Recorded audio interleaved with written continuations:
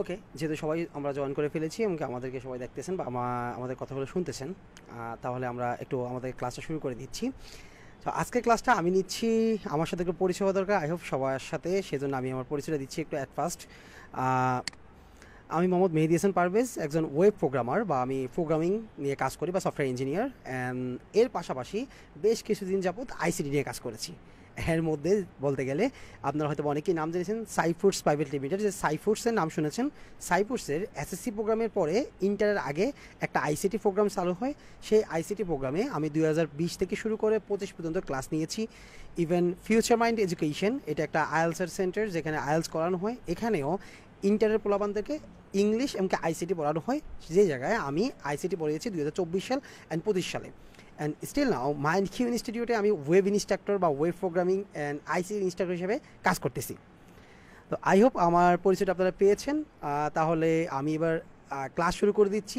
এমনকি আমার ক্লাসে এখন আপনাদের হয়তো বা কথা বলতেও এরকম ফিল হবে না বা আমার কথা বুঝতেও আনইজি ফিল হবে না, যেহেতু এখন আপনি আমাকে চিনেন বা আমাকে জানেন। ওকে, থ্যাংক ইউ। অ্যাট ফার্স্ট আমরা একটু আলোচনা করে নিচ্ছি আমাদের এইচএসসি আইসিটি সিলেবাসটা নিয়ে। কেন?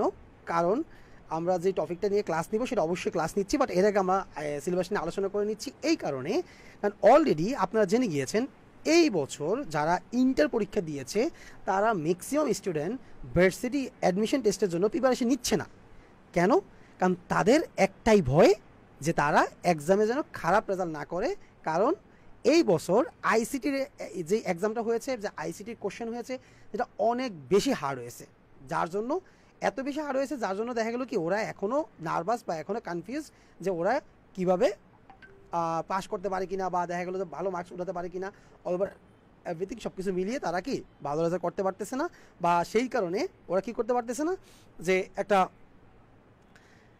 ভালো একটা অ্যাডমিশন কোচিং সেন্টারের জন্য প্রিপারেশন নিতে পারতেছে না। এই ওভারঅল ব্যাপারগুলো নিয়ে আমরা আজকে এই সিলেবাসটা নিয়ে আলোচনা করতেছি। আলোচনা করে বা তারপরে আমরা নেক্সট স্টেপগুলো যাচ্ছি। এইচএসসি আইসিটি সিলেবাসে আমরা দেখতে পাচ্ছি আমাদের স্ক্রিনে যেখানে লেখা আছে, আমরা দেখা যাচ্ছে যে এখানে দেখা যাচ্ছে যে সৃজনশীল প্রশ্ন আসে। সৃজনশীল প্রশ্ন আসে আমাদের আটটি থেকে আমাদের প্রশ্ন দিতে হয় পাঁচটা সৃজনশীল, মানে সিকিউ দিলে আমাদের মার্কস হলো 50 মার্কস। অ্যান্ড আমাদের তার সাথে সাথে আছে এমসিকিউ প্রশ্ন থাকে 25 মার্কস। এরপরে আমাদের হলো প্র্যাকটিক্যাল একটা এক্সাম থাকে, প্র্যাকটিক্যাল প্লাস ল্যাব এক্সাম। ল্যাবে যেখানে বসে আমাদের কোড করতে হবে, আমরা কোড করি, সেই জায়গায় আমাদের হলো 25 মার্কস। সো এই ব্যাপারটা আমরা অলরেডি জেনে গিয়েছি বা আমরা হয়তো অনেকেই জানি, বা আমি আবার নতুন করে রিপিট করে দিলাম যে এইচএসসির সিলেবাসটা কেমন হতে পারে। এবার দেখি এই সিলেবাসটা কীভাবে কী হয়েছে বা কীভাবে কোথা থেকে আসতেছে বা কীভাবে কী হচ্ছে আমরা সেদিকে জানি। দেখবো যে আমরা পরের স্লাইডে গেলে এইচএসসি যে আইসিটি বুকটা আছে, যে বইটা আছে, সেইখানে আমি যদি চিন্তা করি তা আমি যে দেখবো যে এই আইসিটি বইটাতে মাত্র 6টা অধ্যায় আছে। আই হোপ এখানে সবাই ইন্টারে পড়াশোনা করতেছেন, বা যারা এখন মাত্র রিসেন্ট অ্যাডমিশন নিয়েছেন তাদের হয়তো বা ক্লাস শুরু হয়ে গেছে, তারা হয়তো বা বই পেয়ে গেছেন বা বই কিনেছেন, তারা দেখতেছেন যে আইসিটি 6টা অধ্যায়। মজার ব্যাপার হলো যে আইসিটির 6টা অধ্যায়তে আপনার 6টা অধ্যায় থাকে। এই 6টা অধ্যায় থেকে আপনার আসে 6টি CQ question.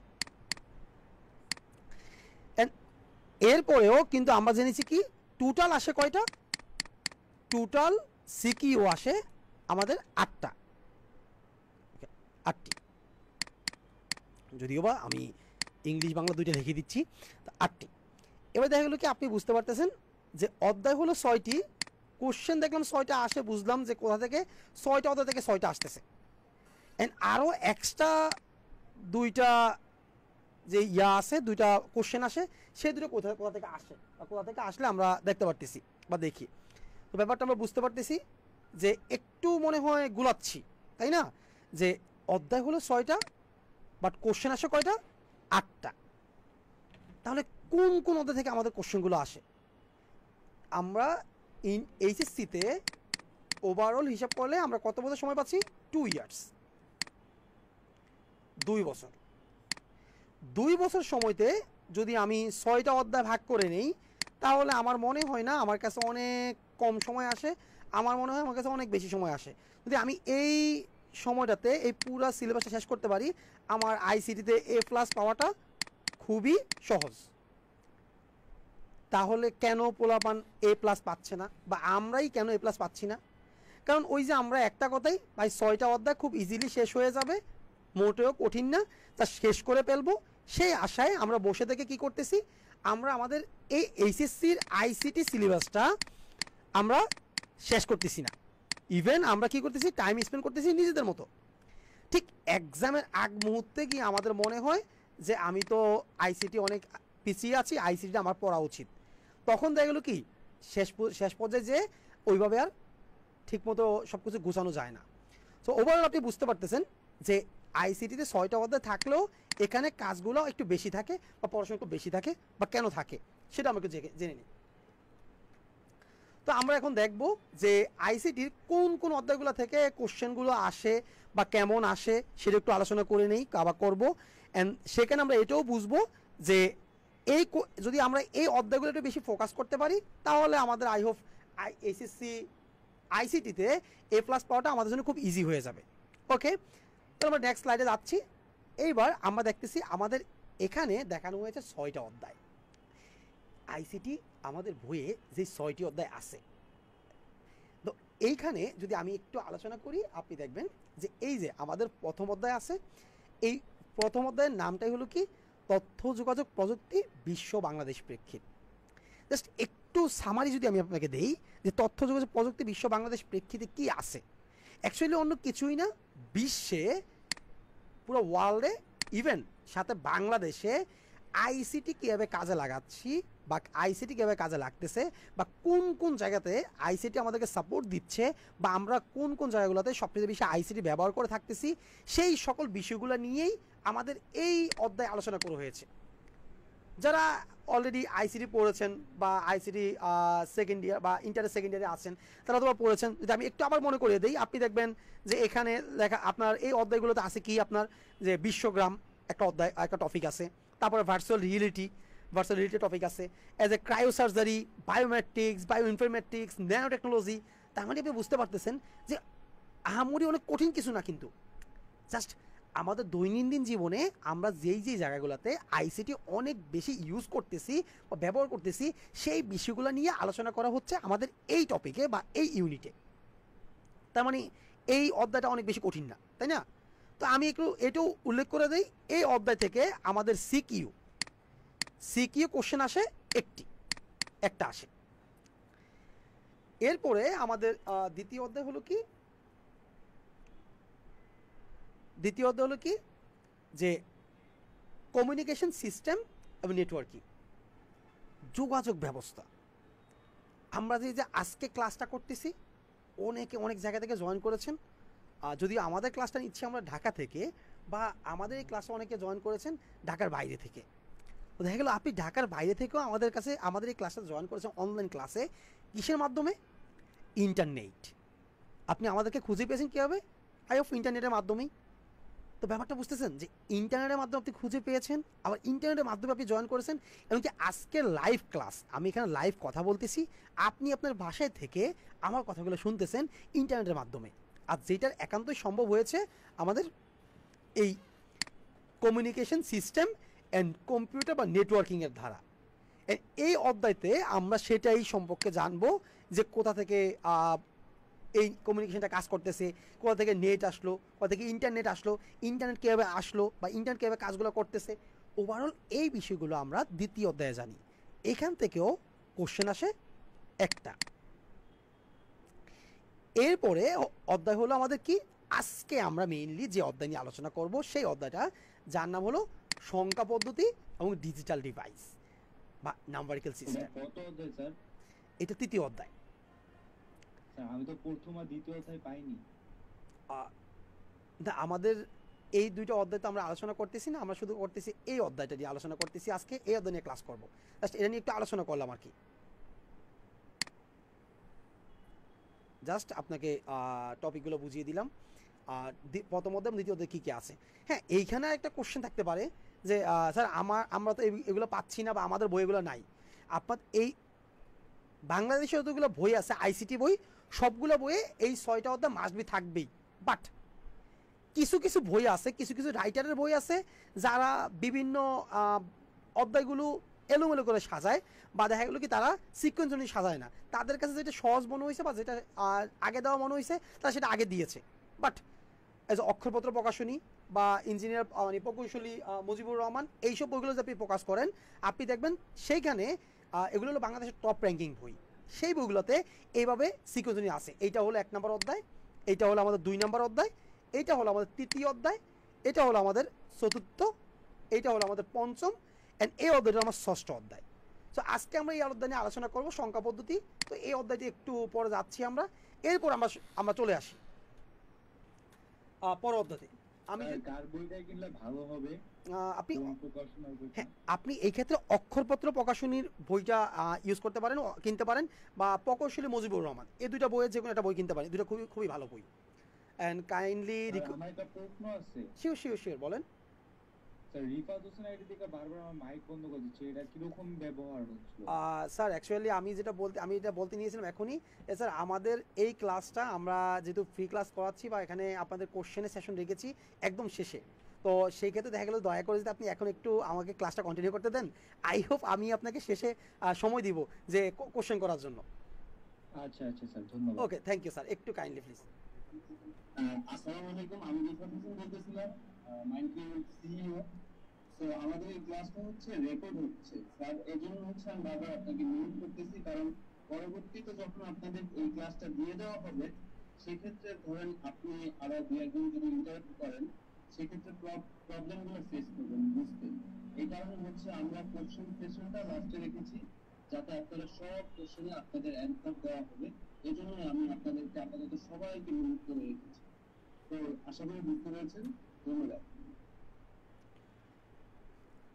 Okay, thank you sir আমাদেরকে এত সময় দেওয়ার জন্য। এইবার আমরা আবার চলে যাচ্ছি আমাদের মেইন টপিকগুলোতে। এইবার আমরা দেখতেছি কি আমাদের এই অধ্যায় থেকে আসে একটা সৃজনশীল, এই অধ্যায় থেকে একটা সৃজনশীল আসে, আমরা এই অধ্যায় নিয়ে আলোচনা করব। এই অধ্যায় থেকেও আসে একটা সৃজনশীল। এরপরে যদি আমরা আরেকটা অধ্যায় দেখি, ওয়েব ডিজাইন পরিচিতি অ্যান্ড HTML, এই অধ্যায়টা কি আছে আপনি যদি একটু মনে করে নেন, আপনি অবশ্যই ফেসবুক ইউজ করতেছেন, ফেসবুক ইউজ করেন, ইনস্টাগ্রাম ইউজ করেন, বা আপনি বর্তমানে যেমন আপনার রেজাল্ট দেখার জন্য কিছুদিন আগে SSC রেজাল্ট দিয়েছে, কিছুদিন পরে হয়তো বা HSC রেজাল্ট দিবে, তখন দেখলে সবাই কী করতেছে, অনলাইনে রেজাল্ট চেক করে। সেখানে আমরা কোথায় যাচ্ছি, আমরা শিক্ষা বোর্ডের ওয়েবসাইটে যাচ্ছি, বা আমরা ফেসবুক ইউজ করতেছি মোবাইলের অ্যাপস থেকে, বা আমরা কোনো একটা ওয়েব ব্রাউজার থেকে। তো এইখানে আলোচনা করেছে ওয়েবসাইট বা ওয়েব ব্রাউজার বা ওয়েব ডিজাইন, যেখান থেকে আমরা কীভাবে ওয়েবসাইট কাজ করতেছে বা ওয়েবসাইট তৈরি করতে কী কী লাগতেছে বা অল ওভার এভরিথিং, সেই কাজগুলো সম্পর্কে বা সব টপিকগুলো সম্পর্কে আমরা এই অধ্যায়ে জানবো। কাইন্ডলি রিকোয়েস্ট স্যার, আমি সবাইকে সময় দিব আমাদের ক্লাসটা শেষে, এক এক করে সবার কোশ্চেন নিব, আমি সবার অ্যান্সার দিব। যদি কাইন্ডলি একটু স্যার আমাকে ক্লাস নিতে দেন, আমি খুব খুশি হব বা উপকৃত হব। বা ক্লাসের মধ্যে তো ডিস্টার্ব ফির আমি নিজেই করতেছি, ক্লাসটা নিতে পারতেছি না। স্যার কাইন্ডলি আমি সবাইকে রিকোয়েস্ট করতেছি, জাস্ট একটু আমাকে সময় দিবেন, আমি ক্লাসটা শেষেই আমার প্রত্যেককে সময় দিব, যার যা কোশ্চেন আমি সব সলভ করে দেবো ইনশাআল্লাহ। এই আমাদের 3য় অধ্যায় থেকে বা 4র্থ অধ্যায় থেকে ওয়েব ডিজাইন পরিচিত HTML থেকেও আমাদের সৃজনশীল আসে একটা। ডান। এবার আমরা যদি আমাদের পরের স্লাইড বা পরের টপিকে যাই বা পরের ইউনিটে, প্রোগ্রামিং ভাষা, আমি যদি একটু আপনাকে দেখাই, যে আপনি যদি দেখেন, আমি একটু আমার এই যেই স্ক্র্যাচগুলো আছে আমি সেগুলো সবগুলো মুছিয়ে দিচ্ছি বা ক্লিন করে দিচ্ছি। এইবার যদি আপনি জাস্ট একটু শোনা যাচ্ছে না স্যার।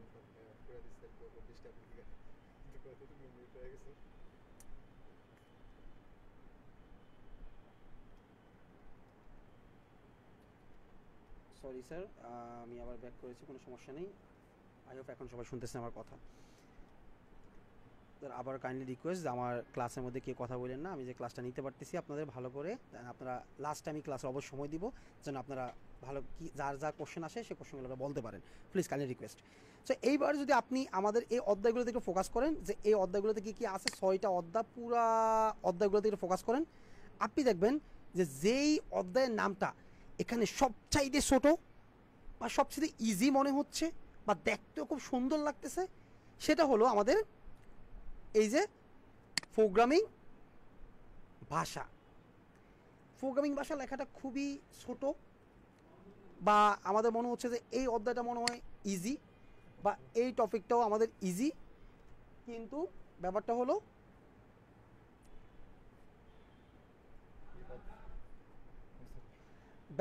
যে এই অধ্যায়টা হলো আমাদের এই আইসিটি বইয়ের সবচাইতে কঠিন অধ্যায়, প্রোগ্রামিং। যেখানে আমরা কীভাবে একটা প্রোগ্রাম তৈরি করতে হয়, একটা প্রোগ্রাম লিখতে হয়, সেই প্রোগ্রামিং ভাষাগুলো আমরা এখান থেকে শিখতে পারি বা আমরা দেখব। যদি এখান থেকে একটু কঠিন, বাট একটা কথা আপনি মাথায় রাখবেন, আইসিটি কখনোই মুখস্থ করার বিষয় না।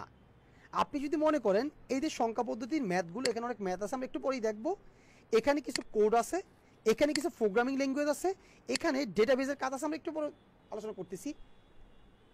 এই টপিকগুলো যদি আপনি চিন্তা করেন যে আমি হয়তো বা পরীক্ষার আগের দিন রাতে খুব ভালো করে মুখস্থ করে গেলে আমার এক্সামে কমন হয়ে যাবে, ইম্পসিবল। আইসিটিতে সবাই ধরা খাচ্ছে এই কারণেই, আইসিটিতে ভালো রেজাল্ট করতে পারতেছি না শুধু একটা কারণেই। কেন? আমরা আইসিটিকে নিচ্ছি যে আইসিটি মুখস্থ করার বিষয়, বা আইসিটি জাস্ট ওই অন্য বিষয়ের মতো একটা বিষয়, জাস্ট পড়লে মনে হয়ে যাবে না। আইসিটি হলো বুঝে বুঝে পড়ার বিষয়। আপনি যত ভালো বুঝতে পারবেন, যত মাথায় নিতে পারবেন, আপনি তত বেশি আউটপুট দিতে পারবেন বা আউটকাম দিতে পারবেন। আপনি যদি জাস্ট ধরনটা বুঝতে পারেন যে এখানে অ্যাকচুয়ালি কাজটা কি হয়েছে, দেখবেন আপনি যদি একটু মনে করে দেখেন যে ধরেন আজ থেকে আরও 5-7 বছর আগেও আপনি কোনো একটা মুভি দেখেছেন, হয়তো বা আমাদের মানে বাংলাদেশ বলেন বা ইন্ডিয়া বলেন বা ওয়ার্ল্ডে বলেন, সবথেকে ফেমাস একটা মুভির মধ্যে একটা হলো 3 ইডিয়টস। আই হোপ আপনারা অনেকে দেখেছেন 3 ইডিয়টস মুভি। আপনি দেখবেন যে 3 ইডিয়টস মুভিতে কখন কাহিনী কি হয়েছে বা কে কি হয়েছিল সেগুলো সব আমাদের মাথায় আছে বা মনে আছে। কেন? আপনি সেগুলো মনোযোগ দিয়ে দেখেছেন বা মাথায় রেখেছেন। আজকালকার আমাদের যে পড়াশোনাগুলো, সেগুলো কখনো মুখস্থ করার বিষয় না, এগুলো সবগুলো বুঝে বুঝে পড়ার বিষয়। আপনি যত ভালো বুঝতে পারবেন তত ভালো আপনি আউটকাম দিতে পারবেন। তো এই প্রোগ্রামিং ভাষাটাও একটু কঠিন হলেও এখানে আমাদের বুঝতে হবে, বুঝে বুঝে পড়তে হবে। যদি এই অধ্যায়টা দেখতে খুব সহজ দেখা যায় বা নামটা ছোটো দেখা যায়, বাট এই অধ্যায়ের ভিতরে অনেক বেশি পড়া। ওকে, আমরা লাস্ট অধ্যায়ে চলে আসি, ডেটাবেজ ম্যানেজমেন্ট। ডেটা মানে হলো তথ্য বা ভিত্তি বা তথ্য বা উপাত্ত বা যেটাকে আমরা বলি বা ইনফরমেশন, ডেটা। যেইখানে ডেটাগুলোকে জমা রাখা হয়, যেখানে আমরা ডেটাগুলো জমা রাখতেছি বা যেখানে আমাদের এই তথ্যগুলো জমা রেখে আমরা কাজগুলো করতেছি। এই অধ্যায় ব্যাপারগুলো আমরা জানবো আমাদের অন্য কোনো একটা ক্লাসে। আজকে যেহেতু আমরা আমাদের মোস্ট ইম্পর্টেন্ট ইউনিট তৃতীয় অধ্যায় সম্পর্কে আমরা জানবো, সেই ক্ষেত্রে আমরা তৃতীয় অধ্যায়ে চলে যাই এবং আমাদের ক্লাসটা আমরা কন্টিনিউ করে দিই। ওকে,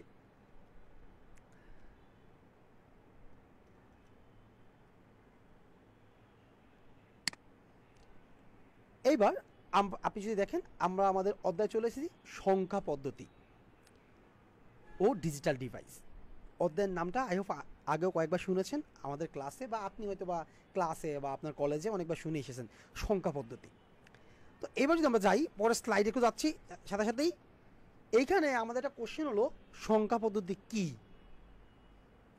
বা সংখ্যা পদ্ধতি আমরা কেন ইউজ করি, বা কেন এটা আসছে বা কেন এটা বলা হয়েছে। আপনি যদি একটু চিন্তা করে দেখেন যে আদিম যুগের মানুষ যারা জঙ্গলে বসবাস করত বা জঙ্গলে থাকতো, যখন এত বসত বাড়ি বা বাড়িঘর ছিল না, ওই মানুষগুলোর কথা আপনি হয়তো বা মুভিতে দেখেছেন, বা এখনও ওই যে ন্যাশনাল জিওগ্রাফি বা ডিসকভারিতে এরকম অনেক দেখানো হচ্ছে। আপনি যদি সে মনে করে দেখেন যে সেখানে কি হচ্ছে কাহিনীগুলো, মানুষ তখন থাকতো জঙ্গলে, তাদের কাছে কি কথা বলার মতো কোনো সরঞ্জাম ছিল না, বা কোনো কিছু গণনা করার মতো কোনো কিছু ছিল না। তারা কি করতো? বিভিন্ন উপায়ে গণনা করতো, অ্যাজ লাইক বিভিন্ন পাথর দিয়ে, কাঠি দিয়ে, বা পশু পাখির গায়ে আপনার পশু পাখির চামড়াতে লিখে, মানে দাগ কেটে আর কি, দাগ কেটে কেটে তারা এই গণনা করত। তো সংখ্যা পদ্ধতি কি? সংখ্যা পদ্ধতি হলো, যদি আমি বলি যে আপনার গণনা করা বা হিসাব করা। গণনা বা হিসাব করার জন্য আমরা আমাদের দৈনন্দিন জীবনে যে পদ্ধতিটা ব্যবহার করে থাকি সেটা হলো সংখ্যা পদ্ধতি। That's it. এখানে যে আপনি অনেক বড় কিছু পড়তে হবে, বইয়ের ভাষার মতো পড়তে হবে তা কিন্তু না। আপনি সিম্পলি একদম সিম্পলভাবে ব্যাপারগুলো বুঝে নেন, দ্যাটস ইট, আপনার তাড়াতাড়ি হয়ে গেছে। মোট কথা হলো কি যে আমরা আমাদের দৈনন্দিন জীবনে হিসাব করা বা গণনা করার জন্য যে পদ্ধতিটা ব্যবহার করে থাকি সেটাই হলো সংখ্যা পদ্ধতি। এখন আমরা কীভাবে গণনা করতেছি, 1 2 3 4 বা 1 2 3 4 এইভাবে আমরা গণনা করতেছি। বাট এই যে 1 2 3 4 বা 1 2 3 4 আমরা কথাগুলো গণনা করে করে গণতেছি বা স্টেপ বাই স্টেপ যাচ্ছি, এগুলো কোথা থেকে আসলো বা কীভাবে আসলো সেই ব্যাপারগুলো আমরা একটু দেখি। আমরা আমাদের পরের স্লাইডে চলে যাচ্ছি। এই পরের স্লাইডে গেলে আমরা দেখতে পারতেছি সংখ্যা পদ্ধতি। সংখ্যা পদ্ধতি অ্যাকচুয়ালি 4টি ভাগে ভাগ করা হয়েছে। সংখ্যা পদ্ধতিতে 4টি সংখ্যা পদ্ধতি আছে। 1 নাম্বার হলো বাইনারি, আমরা দেখতেছি আমাদের 1 নাম্বার হলো কি বাইনারি সংখ্যা, অ্যান্ড 2 নাম্বার হলো কি অক্টাল, অ্যান্ড 3 নাম্বার হলো ডেসিমেল, অ্যান্ড 4 নাম্বার হলো হেক্সাডেসিমেল। এই 4টা সংখ্যা পদ্ধতি ধারাই পুরো ওয়ার্ল্ডের সংখ্যা পদ্ধতি তৈরি হয়ে আছে। এইবার আমরা একটু দেখি যে আমাদের এই সংখ্যা পদ্ধতিগুলো কীভাবে কাজ করতেছে। আমরা তারপর স্লাইডে চলে আসলাম। এই স্লাইডে আসার পরে আপনি এবার দেখতেছেন এখানে অনেক কি যেন নাম্বার টাম্বার অনেক কিছু লেখা আছে। জাস্ট আমরা আজকে নাম্বারগুলো নিয়েই কথা বলবো বা নাম্বারগুলোই দেখবো যে ব্যাপারগুলো কি আছে এখানে। ওকে, অ্যাট ফার্স্ট আমরা চলে যাচ্ছি আমাদের বাইনারির কাছে। এই বাইনারি কি? বাইনারি হলো একটা সংখ্যা পদ্ধতি যার দ্বারা গণনা করা হয়। বাট এই গণনাতে কি কি আছে? আছে আমাদের 0 and 1, মাত্র 2টা সংখ্যা। মাত্র কয়টা? 2টি সংখ্যা দ্বারা আমাদের এই বাইনারি সংখ্যা গঠিত। এই বাইনারি সংখ্যাকে আমরা সংক্ষেপে সংক্ষেপে আমরা কী বলতে পারি? B(2) বা বলতে পারি B2। তাহলে আমরা বুঝতে পারছি যে এটা B2 মানে কি বাইনারি। বাইনারি সংখ্যা মাত্র 2টা সংখ্যা দ্বারা গঠিত। আবার বলতেছি বাইনারি সংখ্যা দ্বারা গঠিত 2টা। কি কি? 0 and 1। এই সংখ্যা পদ্ধতিতে আর কোনো সংখ্যা ব্যবহৃত হচ্ছে না। শুধু যত বড় সংখ্যাই হবে না কেন সেখানে তৈরি হবে বারবার 0 and 1। এরপরে এর থেকে আপডেট বা এর থেকে পরে একটা সংখ্যা পদ্ধতি চলে আসলো যার নাম বলা হয় অক্টাল। অক্টাল মানে আপনি বুঝতে পারতেছেন আমরা আমাদের ভাষায় যে 8 মানে অক্টাল, এরকম একটা কথা আছে না যে 8 বা অক্টাল। হ্যাঁ, ওরকমটাই অক্টাল সংখ্যা পদ্ধতিতে 8টি সংখ্যা দ্বারা গঠিত। কি কি? 0 1 2 3 4 5 6 7, টোটাল হলো 8টি সংখ্যা।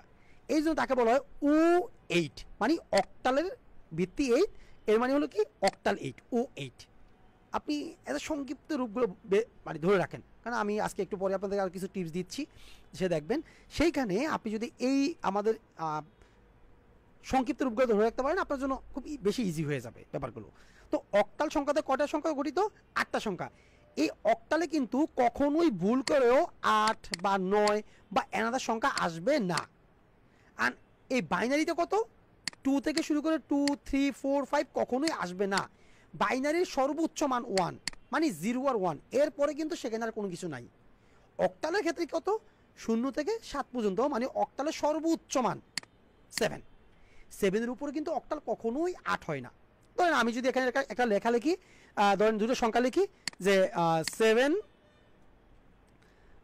5 আর হচ্ছে আপনার কত 48।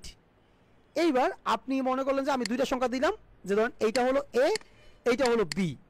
এইবার এইটা কিন্তু ছোট সংখ্যা, এটা বড় সংখ্যা, তাই না? আপনি দেখতে পারতেছেন। এবার আমি যদি আপনাকে জিজ্ঞাসা করি এখানে অক্টাল সংখ্যা কোনটা, যে এই নিচের সংখ্যাগুলোর মধ্যে অক্টাল সংখ্যা কোনটা, আপনি হয়তো ভাবতে পারেন যে যেটা ছোট হবে সেটা অক্টাল সংখ্যা, আমি এটা দিয়ে দিই। কখনোই না। কেন না? কারণ আপনি দেখবেন যে এখানে 4 আছে, তো কি হয়েছে? পাশে কিন্তু আমাদের 8 আছে, তার মানে কত?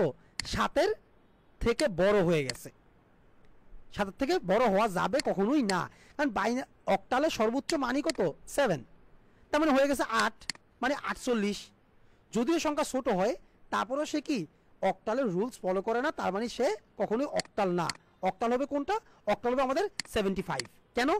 7 সেও অক্টালের ভিতরেই আছে, অ্যান্ড 5 সেও অক্টালের ভিতরে আছে। আই অফ আপনি বুঝতে পারতেছেন। না বুঝলে আমরা আরও অনেকবার বুঝবো, আরেকবার দেখবো, তখন আরও ক্লিয়ার হয়ে যাবে ইনশাল্লাহ।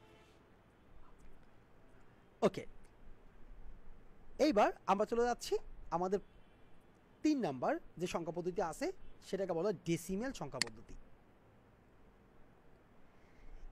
ডেসিমেলটা শুনে যদিও আমাদের কাছে একটু অকওয়ার্ড লাগতেছে বা আমরা একটু মানে আন্দোলন মনে হচ্ছে, বাট এইটা আপনি খুব ভালোভাবে চিনেন এই কারণে, কারণ ওয়ার্ল্ডে বর্তমানে আমরা যেই সংখ্যা পদ্ধতি ব্যবহার করে থাকতেছি সেটা হলো ডেসিমেল সংখ্যা পদ্ধতি।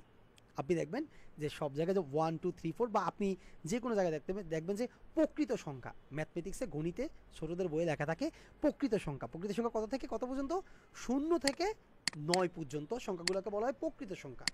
সেম টু এইটা প্রকৃত সংখ্যা না, তার নাম হলো ডেসিমেল সংখ্যা পদ্ধতি। কারণ ডেসিমেল সংখ্যা পদ্ধতিতে আছে আমাদের 10টি সংখ্যা, যেখানে আমরা ইউজ করতেছি যে 0 1 2 3 4 5 6 7 8 9, তার মানে এই 10টা সংখ্যা দ্বারা ডেসিমেল সংখ্যা পদ্ধতি গঠিত।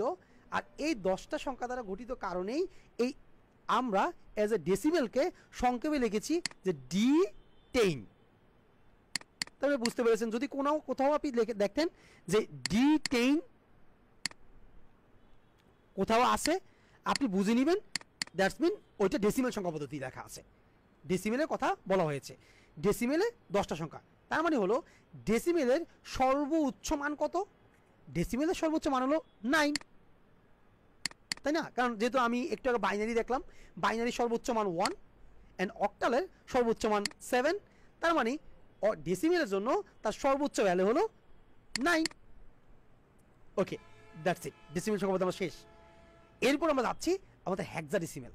তো এই ডেসিমেল এখানে একটা আছে, ডেসিমেল এখানে একটা আছে, মানে এই যদি হয় আপনার মনে করলেন যে ছোট ভাই এই হলো এর বড় ভাই, মানে আপডেট ভার্সন, একটু আপডেট ওয়ান কাইন্ড অফ, মানে ডেসিমেলের বড় ভাই হেক্সাডেসিমেল।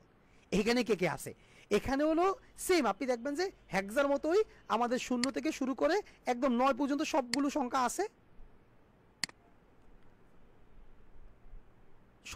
আছে, যেগুলো কই থেকে? ডেসিমেল থেকে অলরেডি চলে এসেছে। কারণ আমি অলরেডি দেখেছি হেক্সাডেসিমেল মানে কি ডেসিমেল সংখ্যা থেকে এসেছে 0 থেকে 9 পর্যন্ত। তারপরে এই পরের অঙ্কগুলো আবার কি, যে A B C D E F, তা আবার এফ পর্যন্ত, অন্য কিছু নাই। কারণ হলো ডেসিমেল সংখ্যা পদ্ধতিতে সংখ্যা হলো 16টি সংখ্যা। এইবার যদি আমি এখানে লিখি যে 9 পর্যন্ত আমার 10টা হয়ে গেছে, আমি যদি 11 লিখি, তার মানে কি দেখেন এখানে একটা 1 দুইটা 1, মানে দুইটা 1 আছে, তার মানে একটু পরে আমি দেখতেছি এটাকে আমি বলতে পারি বাইনারি সংখ্যা। আপনি তো এটাকে বুঝবেন না যে এটা কি লেখা আছে, বোঝা যাচ্ছে? কখনোই বোঝা যাচ্ছে না, কারণ এটা কি সংখ্যা আমাদের। বা আমি যদি এখানে লিখি 12, তাহলে আমি এটা বলতে পারি যে এটা হলো হয়তো অক্টাল সংখ্যা। অ্যান্ড এটা সেম টু আবার ডেসিমেলেরও যেই শর্তগুলো আছে সেগুলো পূরণ করে নিচ্ছে। বা আমি 13, যেহেতু আমার সর্বোচ্চ সংখ্যা কত, আমার এই হেক্সাতে সর্বোচ্চ সংখ্যা হলো আমার 15, তার মানে আমি যদি 15 লিখি তাও আমার কাছে মনে হচ্ছে এইটা অক্টালেরও একটা রূপ নিছে, আবার ডেসিমেল সংখ্যারও একটা রূপ নিয়েছে। তার মানে আমি কি এটাকে বলবো যে এটা কি সংখ্যা? আমি কি অক্টাল বলবো নাকি ডেসিমেল বলবো? এটা কনফিউশনের ব্যাপার আছে না? এটা কনফিউশন হয়ে যাচ্ছি না? বাট এই কারণে তারা একটু আপডেট করেছে কিভাবে, যেখানে দেখছে 10 সেখানে তারা ইউজ করেছে এ কে, মানে 10-এর মান হলো এ বা এর মান হলো 10, যার জন্য এখানে দিছে এ। এন্ড যেখানে আমরা দেখবো 11 সেখানে হেক্সার জন্য আমরা বসাবো বি, বা যদি আমরা কোথাও দেখি বি হেক্সার জন্য বি বসানো হয়েছে, তাহলে আমি ধরে নিব সেখানে ভ্যালুটা হলো 11 মানে 11। সেম টু যদি আমরা দেখি আবার কোনো জায়গায় সি, তাহলে আমরা সেখানে ধরে নিব এর মান হলো 12, বা যেখানে আমরা দেখবো হেক্সা 12 সেখানে আমরা জোর জবরদস্ত বা যেভাবে হোক আমরা বসিয়ে দিব সি কে। কারণ আমরা তো জানি যে আমাদের হেক্সার যেই মানে ডেসিমেলের বড় ভাই হেক্সা, ওই হেক্সার যে 12 সেই 12-এর ভ্যালু হলো সি। সো এখন আমরা আবার চলে যাচ্ছি পরের সংখ্যাতে 13। এই 13-এর ভ্যালু হলো ডি, বা ডির ভ্যালু 13, এরপর ইর ভ্যালু হলো 14 বা 14, এফ এর ভ্যালু হলো 15 বা 15। এইবার ব্যাপারটা হলো যে আপনি আবার একটু বুঝে নেবেন, আমি আবার একটু আপনাকে বলে দিচ্ছি, একটু দেখেন। আবার একটু আপনি দেখতে পারবেন। এইবার যদি আপনি দেখেন যে এইখানে আমাদের ইস্যুটা হয় কি, যে আমাদের কোনো ইস্যু থাকে না, বাট আমরা যখন লিখতে যাই তখন এই সংখ্যাটা ভুলে যাই। আমরা বারবারই বলে ফেলি যে 11 মানে হলো এ। কেন? হেক্সা তো হলো কত, 16টা, হেক্সা 16টা না, 16। তার মানে আমার তো 11 এ হলে এফ সমান সমান কত হবে, আমাদের 16 হবে, তাই না? কিন্তু না, এইটা করা কখনোই ভুল হবে না। আমি আপনাকে ভুলটা ধরিয়ে দিচ্ছি, মানে আমাদের মানে খুব ইজি। এখানে কিন্তু অনেক বড় ধরনের ভুল হয় না, জাস্ট ছোট একটা ভুল হয়। অ্যান্ড এই অধ্যায়টা আমরা শিখতেছি, কেন শিখতেছি একটু পরে আমরা আপনাকে বলতেছি আবার এগিন। তো এই অধ্যায়টা আমরা যে কারণে শিখতেছি বা যেগুলো বলতেছি, যে এখানে আপনি দেখবেন যে এই যে এফ, এফ কিন্তু মানে এফ এর ভ্যালু হলো কত, 15। কেন 15? কারণ আমরা জানি হেক্সাডেসিমেলের সর্বোচ্চ মান হলো 15, নট 16। এর ভিতরে এখানে হেক্সাডেসিমেলের সংখ্যা আছে 16টি, বাট এর সর্বোচ্চ মান কত, 15। আই হোপ এইটা আপনি বুঝে গেছেন বা আপনি এটা মাথায় আছে, মাথায় থাকবে। তো এইখানে আমরা সংখ্যা পদ্ধতিগুলো বা যে সংখ্যা পদ্ধতি আছে তার ভিতরে কোন সংখ্যা পদ্ধতি কতগুলো সংখ্যা দ্বারা গঠিত বা কিভাবে গঠিত সেই বিষয়ে আমরা আজকে এখানে জেনে গেলাম অলরেডি। ওকে, আমরা একটু আমাদের বোর্ড ক্লিন করে নিচ্ছি।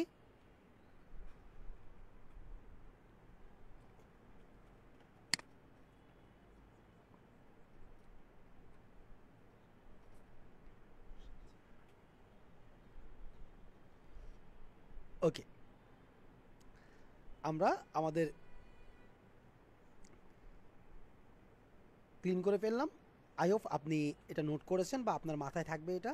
আমরা আজকে যেটা দেখিয়েছি বা আমাদের এই ক্লাসের রেকর্ডটাও আমরা কি করব, আমরা আপনাদেরকে দিয়ে দিব, সেখানে আপনি পেয়ে যাবেন। এখানে বলতেছি তো এইখানে হলো আমরা কি শিখলাম, আমরা শিখলাম আমাদের আজকে যেই সংখ্যা পদ্ধতিগুলো আছে as a binary, octal, decimal, hexadecimal, এই 4টা সংখ্যা পদ্ধতি সম্পর্কে আপনাদেরকে পরিচয় করে দিলাম। আই হোপ আপনারা অনেক জানেন, বাট আমি নতুন করে আবার পরিচয় করে দিলাম। এরপরে আমরা চলে যাচ্ছি আমাদের পরবর্তী স্লাইডে, কারণ আমরা এরপর একটু আলোচনা করি যে আমাদের টপিকটা কি আছে। এরপরে আমাদের টপিক আছে বাইনারি নিয়ে। এই বাইনারি কেন ইউজ করা হচ্ছে ওয়ার্ল্ডে, মানে পুরো বিশ্বে যদি কোনো সংখ্যা পদ্ধতি সবচেয়ে বেশি ব্যবহার হয়ে থাকে তার নাম হলো বাইনারি। কেন বাইনারি? বাইনারিতে আছে আমাদের 0 আর 1 বা 1, বাট এই 0 আর 1 দিয়ে কি সব কাজ হচ্ছে? এক্স্যাক্টলি, বাট এই ব্যাপারটা আমরা জানতেছি একটু এখনই। পৃথিবী যতগুলো কাজ চলতেছে সবগুলো কাজই অলমোস্ট বাইনারির উপর ডিপেন্ড করে চলতেছে। আপনি অ্যাজ এ কম্পিউটার বলেন বা ল্যাপটপ বলেন বা মোবাইল বলেন, প্রত্যেকটা জিনিস চলতেছে বাইনারির উপরে। বাট বাইনারির উপরে কীভাবে চলতেছে বা বাইনারি কীভাবে কাজটা করতেছে সেই সম্পর্কে আমরা এক্ষুনি একটু দেখতেছি, একটু রিক্যাপ করি আপনাদেরকে। ধরুন বাইনারিতে 0 মানে হলো না, 1 মানে হলো হ্যাঁ, বা ইংলিশে বলতে গেলে 0 মিনস হলো নো, 1 মিনস হলো ইয়েস। সো এই ব্যাপারটা হলো আপনি অলওয়েজ মাথায় রাখবেন। একটু পরে আমি দেখাচ্ছি যে এই কাজটা আবার কেমন হচ্ছে বা কেন এটা আসতেছে। বাইনারিতে যতগুলো সংখ্যা আমরা তৈরি হবে, সবগুলো সংখ্যাতে আমাদের কি হবে, আমাদের হবে এই 0 আর 1 দিয়ে তৈরি হবে। 0 1 1 0 এভাবে আমাদের তৈরি হবে, প্রত্যেকটা সংখ্যা তৈরি হবে বা তৈরি হচ্ছে। এবার আমরা দেখব যে এই সংখ্যাগুলো কীভাবে তৈরি হচ্ছে বা কীভাবে আমরা দেখবো বা কীভাবে আমাদের কাজগুলো করতেছে। আমরা যদি জাস্ট একটু দেখি যে আমাদের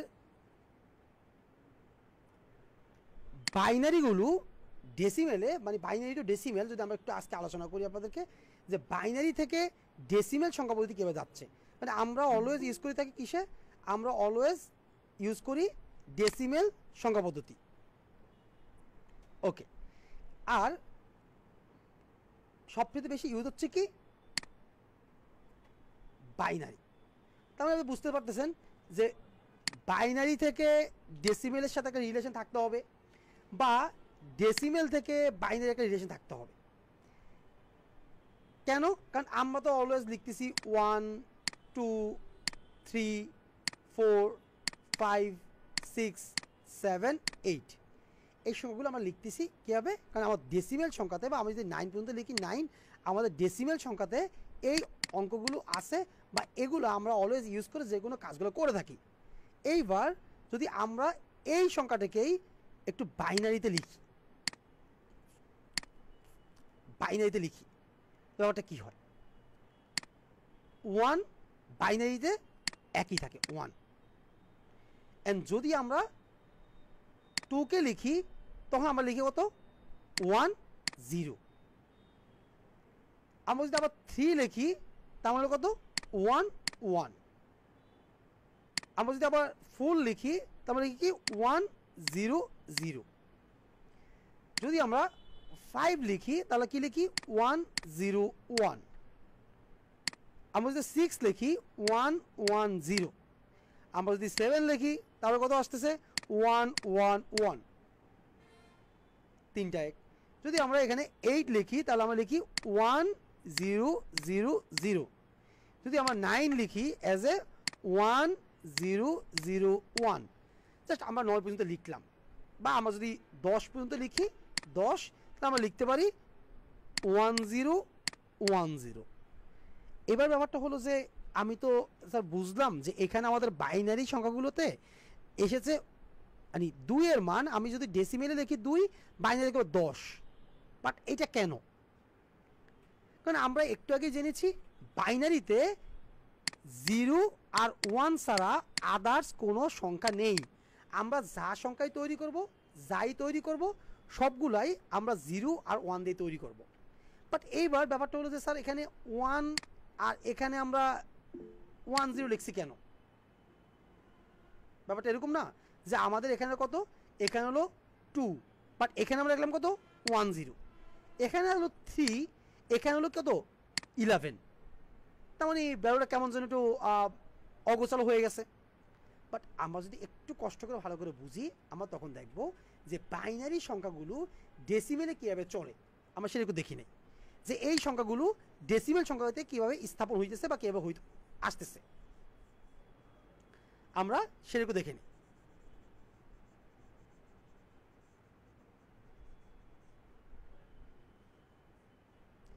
ওকে, আমরা এখনই দেখে নিচ্ছি একটু যে আমাদের ডেসিমেল সংখ্যাগুলো কীভাবে তৈরি হচ্ছে বা যাচ্ছে।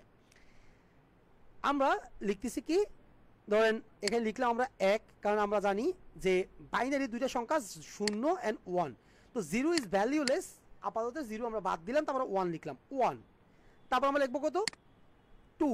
মানে ডেসিমেল সংখ্যাগুলো লিখতেছি কীভাবে আসতেছে, কারণ প্রত্যেকটা ঘরের মান কিন্তু 1। আমরা সেটা কীভাবে আসতে একটু পরে দেখতেছি। আবার দেখলাম 2 3 4 5 6, এভাবে চলে আমাদের ডেসিমেল সংখ্যাগুলো। কিন্তু যদি আমরা বাইনারিতে ফোকাস করি, তাহলে বাইনারি সংখ্যাগুলো যখন ডেসিমেলে প্রকাশ করা হয়, তার মানে কি আপনি বুঝতে পারতেছেন যে আমাদের অনেকগুলো নিয়ম আছে, অনেকগুলো রুলস আছে, সেগুলো পরে শিখবো। বাট এখন আমরা শিখতেছি কি অ্যাজ এ নর্মালি কীভাবে চলে, আমরা রাস্তায় যেমন পায়ে হেঁটে চলি, এখানেও যে বাইনারিগুলো কীভাবে ডেসিমেলের ভিতরে চলে সেই সম্পর্কে আমরা দেখি একটু। এখানে আমরা প্রথম দেখব 1। কেন? বাইনারিতে অলরেডি 1 আছে, বাট এইখানে আমার এই ঘরে পরবর্তী ঘরটাতে একটা সংখ্যা হবে, এইখানে কত হবে তা আমি জানি না কত হবে। তো এখানে হতে গেলে আমাদের কি করতে হবে? এই যে আগের সংখ্যা আছে, মানে এখানে যে সংখ্যাটা হবে আগের সংখ্যা, মানে এই সংখ্যার আগের সংখ্যা, এই সংখ্যার আগের সংখ্যা 1, এই 1-এর সাথে বাইনারির 2 গুণ করতে হবে, বাইনারি দুটো সংখ্যা 2 গুণ করতে হবে। তো আমি যদি গুণ করি 2 এ 1 2, এরপরে যদি আমি আবার পরের ঘরটা নেই, যে আমার এই ঘরটা আসবে আগের ঘর থেকে, তার মানে আপনি বুঝতে পারতেছেন যে কীভাবে আসতেছে। বাইনারি প্রত্যেকটা ঘর তার আগের ঘরকে নিয়ে আসে, মানে প্রিভিয়াস বা ফার্স্টকে নিয়ে আসে। বাইনারি কখনোই একা চলতে পারে না। জাস্ট আপনি ব্যাপারটা একটু বুঝেন কীভাবে হচ্ছে। যে আমি পাইলাম কই, বাইনারি থেকে 1 পাইলাম, অ্যান্ড 2 পাইলাম কী হবে? যেই 1টা আমার কাছে আসে সেই 1-এর সাথে বাইনারি 2 গুণ করে আমি 2 বানাইলাম। তার মানে এখানে কত আসবে, এখানেও সেম, মানে আমি যতবার আসবে বাইনারির প্রত্যেকটা ঘর যখন ডেসিমেলে আসে ঠিক তার আগের ঘরের দ্বিগুণ হয়ে যায়, মানে এখানেও আমি আবার 2 গুণ দিব, লিখবো 4। এরপরে আবার আসবে 4-এর সাথে আবার 2 গুণ দিব 8, 8-এর সাথে আবার 2 গুণ দিব 16, 16-এর সাথে আবার 2 গুণ দিব, যাকে লিখবো কত 32, 32 থেকে আবার আমরা লিখব 64, কেন 2 গুণ, আবার যখন আমরা লিখব 1 to 8, যেমন লিখব 256, পরের ঘর 512, পরের ঘর 1024। এই সংখ্যাগুলো যদিও আপনাদের কাছে একটু আননোন লাগতেছে, বাট কোন একটা জায়গায় এগুলো নুন কেন, কারণ আমি আর একটু পরিচয় করে দিচ্ছি আপনাদেরকে। আপনি যে মোবাইল ইউজ করতেছেন, অফ মোবাইল বা ল্যাপটপ, তার 2টা পার্ট থাকে, একটা হলো র্যাম আর একটা হলো রোম বা মেমোরি।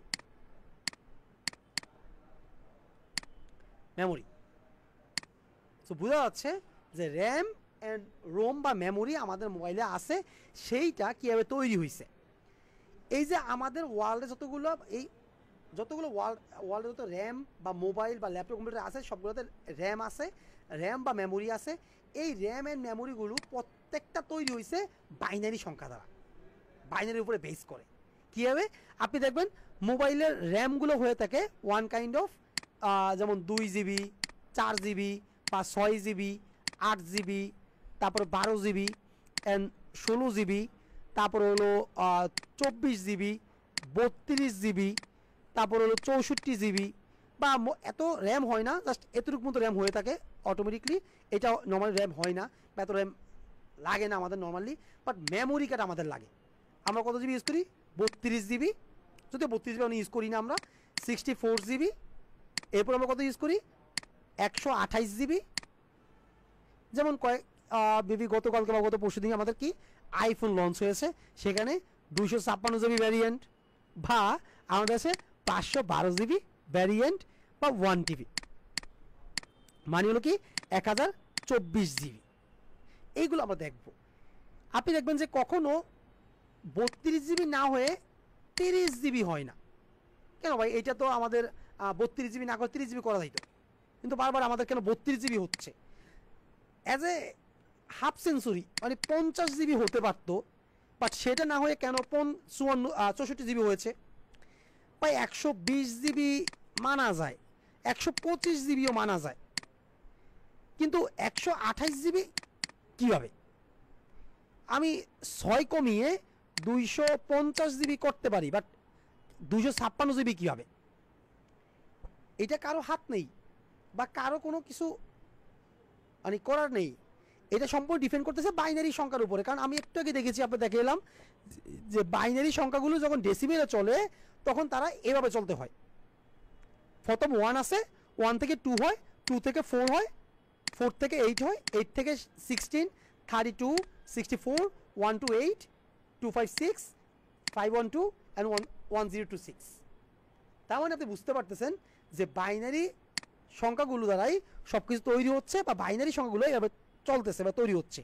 এইবার যদি আমরা একটু আগে ব্যাক করে চলে যাই, যদি 1 2 3 বা আমাদের এখানে আমাদের যদি একটু দেখুন যে 1 2 3 লেখা আছে, বা আমাদের এখানে কি আছে যে 1 2 3 বা ডেসিমেল সংখ্যা পদ্ধতিতে আমরা যেটা দেখেছিলাম যে 1 2 3 আমরা ইউজ করেছি, সে 1 2 3 কীভাবে হলো আমি আরও একটু ক্লিন করে আপনাদেরকে দেখাই। ওকে, এইবার যদি আপনি দেখেন যে ওরা কীভাবে তৈরি করতেছে, এই বাইনারি সংখ্যাগুলো দিয়ে তো যোগ করে তারা তৈরি করতেছে। দেখেন এখানে আমার কথা ছিল, আচ্ছা 2 ছিল। এইবার আমি যদি দেখি কি, দেখেন প্রথম এক ঘর মানে কি 1, যখন তার 1-এর থেকে 2 ঘর হয়ে গেছে তখন কিন্তু 2টা সংখ্যা হয়ে গেছে।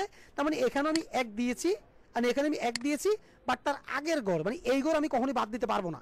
মানে আমার 2 যখন হবে, 2 এর জন্য আমি 1 বাদ দিতে পারবো না। তার মানে আমি দিলাম কি 2 আমার লাগবে, মানে 2 আমার আসবে, কিন্তু 1 আমার লাগবে না। বাট 1-এর নিচে আমি কি দিব? 0। ওই যে একটু আগে বলেছিলাম আমি একটু ক্লাসে, যে 1 মানে হলো আমাদের ইয়েস অ্যান্ড 0 মিনস হলো আমাদের নো। তার মানে যদি 0 হয়ও তাও আমি তাকে বাদ দিতে পারবো না। এখানে আমাদের কি আছে একটু যদি বলি, 2 আছে, তা আমি লিখবো কত? যেমন আমি লিখবো এখানে 1, তারপর 2। তা আমার 1 তো 1 আছে, এখানে 1 আছে, আমি 1 লিখে দিলাম। বাট 2 লিখবো আমি কিভাবে? 2 লিখবো আমি ওইভাবেই। কীভাবে? এই যে 2 আমার এখানে আছে, ওই 2 আমার লাগবে। আমি আমার মানে 2 নাম্বার ঘরে 2 আছে, আমি 2কে রাখলাম। বাট আগের ঘরে আমার 1 আছে, আমি এই 1কে কখনোই বাদ দিতে পারবো না। তার মানে কী করতেছি? আমি একটা 0 বসিয়ে দিছি। এইবার আমার দরকার হলো কত? 3। একটা টপিক না বুঝলে আবার একটা টপিকে বুঝে নেবেন, কোনো সমস্যা নেই, আমি দেখাচ্ছি আবার। তার মানে হলো কত? আমার 3। এবার 3 আমি কাকে কাকে দিয়ে বানাতে পারি? আপনি দেখেন যে 2 আর 1, 2 আর 1 যোগ করলে কত হয়? 3 হয়, তাই না? তার মানে আপনি মনে করলেন যে আমার বাইনারিতে 2কেও লাগবে আবার 1কেও লাগবে। তার মানে 2টাই আমার ইয়েস লাগবে, মানে ইয়েস। ইয়েস মানে হলো কি? 2টাই ইয়েস। তা আমার 2ও ইয়েস, 2 তুমিও আসো, অ্যান্ড 1 তুমিও আসো। অ্যান্ড 2টার ভ্যালু, যেমন আমি যদি এবার লিখি, যেমন 1 1 1 1 1 লিখি, তাহলে হবে কি? 1 2 4 8 16। মানে বুঝতে পারতেছি? আমি আবার দেখবো একটু পরে কেন এই সংখ্যাগুলো আসছে কই থেকে? ওই যে ডেসিমেলে যখন বসে, কারণ বাইনারির প্রত্যেকটা ঘর তার আগের ঘরের দ্বিগুণ হয়ে আসতেছে। এখানে আমাদের যখন 1 বসাচ্ছি 1 2 4 এইভাবে আমাদের আসতেছে। এইবার যদি আমরা সেমভাবে দেখি একটু আবারও, যে ওকে আমরা তাহলে 1 2 বানালাম, আমরা 1 2 3 লিখলাম। এইবার যদি আমরা এখানে কি লিখি? 4 লিখবো। 4 এর জন্য আমাদের কী করতে হবে? এই যে 4 এর সোজা বরাবর আমরা কি করব? একটা 1 দিয়ে দিব, 1। এইবার ব্যাপারটা হলো যে আমরা 4 এর আগে কিন্তু দুটো সংখ্যা ছিল, 2 and 1। 2 and 1, এই 2 আর 1কে আমি বাদ দিতে পারবো না, বাদ দেওয়া সম্ভব না। আমাকে কি করতে হবে? এই সংখ্যাগুলো নিয়ে নিতে হবে। আমি আবার নিয়ে নিব কীভাবে? অ্যাজ এখানে দিয়ে দিব 0 0, মানে হলো কি? তাদের আমার দরকার নেই। বাট দরকার নেই বলে তো আমি তাকে বাদ দিতে পারবো না, তাই না? আমার দরকার নেই, বাট আমি বাদ দিতে পারবো না, সেজন্য আমি তাকে কি সাথে সাথে রেখে দিচ্ছি। বুঝতে পারতেছি? এইবার সেম আমি বানাবো কত? 5। আমি এই কত কত যোগ করলে 5 হয়। এই যে 4 4 সাথে আরও 1 যোগ করলে 5 হয়, তাহলে আমি কত? এই যে 1কে যোগ করলে আমার কত হচ্ছে? 5 হইতেছে। বাট 2 কি আমার লাগতেছে না? 2 আমার লাগতেছে না। তা আমি 2 কি দিব কত? 0। সেম টু আমি যদি এবার লিখি যে 6, তাহলে আমাকে আগে লাগবে, আমার 4কে লাগবে আর 2কে লাগবে, কিন্তু 1 কি লাগবে না? লাগবে না। সেখানে আমার কি করতে হবে? আমি দিব 0। তার মানে কি হলো? যে আমি বুঝতে পারতেছি আমার সংখ্যাগুলো কীভাবে আসতেছে। একটু আগে আমি যে লিখলাম, যে এখানে আমি আবার লিখে দিচ্ছি 1 = 1, বা 2 = 1 0, and 3 = 1 1, 4 = 1 0 0, মানে 4 এর মান হলো 100, 5 এর মান হলো 1 0 1 101, 6 এর মান হলো 1 1 0, and 7 এর মান হলো 1 1 1। কেন? কারণ আমি 3টা যোগ করলে, যদি 4 2 1, 3টাকে যোগ করলে আমি পাবো কত? 7। তার মানে 3টাই আমার লাগবে, 3টে আমার পজিটিভ, মানে ইয়েস। সেজন্য আমি 3টাকে লিখলাম 1 1 1। আই হোপ এই বাইনারির খেলাটা আপনি এতটুকু বুঝেছেন। যদি এখানে যদি কারো কোনো কোশ্চেন থাকে বা এখানে যদি কেউ বুঝতে না পারেন, তাহলে আপনি অনায়াসে কোশ্চেন করতে পারেন। আমি কোশ্চেন খালি রেখেছি।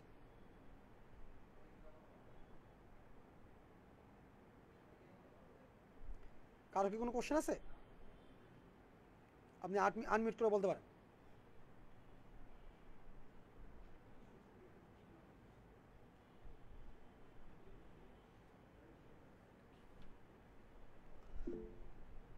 জি বলেন স্যার।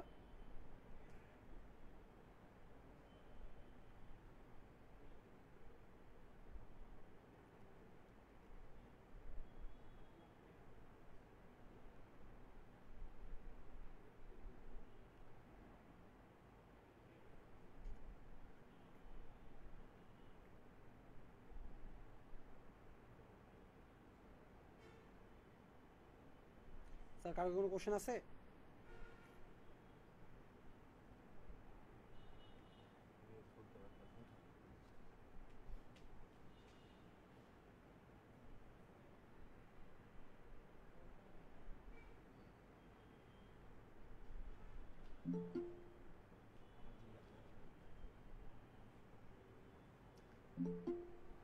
স্যার আপনাদের যদি কারো কোনো কোশ্চেন থেকে থাকে আমাকে বলেন, আমি বুঝিয়ে দিচ্ছি এই টপিকের উপরে, নাহলে আমি পরের টপিকে স্যার শিফট হবো আর কি।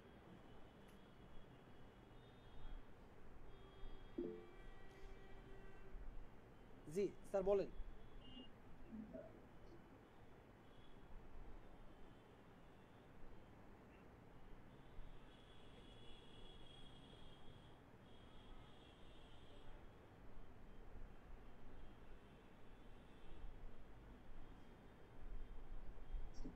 স্যার 1 থেকে 10, 10 থেকে 11, এরপর 100, এইভাবে কিভাবে হলো এটা আবার একটু বুঝিয়ে দেন।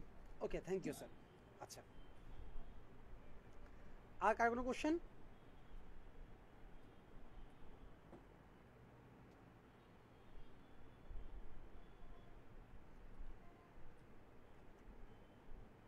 আচ্ছা, আমি তাহলে স্যার ব্যাপারটা আবার একটু দেখাচ্ছি, যে ক্লিয়ার করে দিচ্ছি, আই হোপ আপনি বুঝে যাবেন। ওকে,